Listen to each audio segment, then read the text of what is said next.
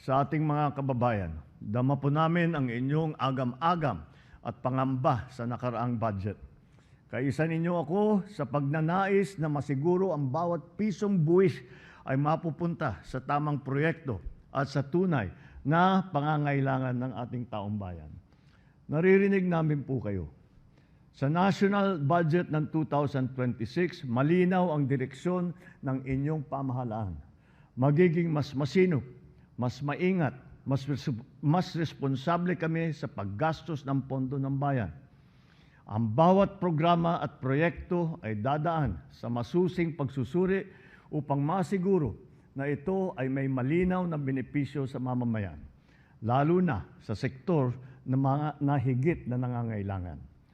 Magtatrabaho ang administrasyong ito upang mapabuti ang sistema, mapalakas ang pananagutan at matuldukan ang katiwalian.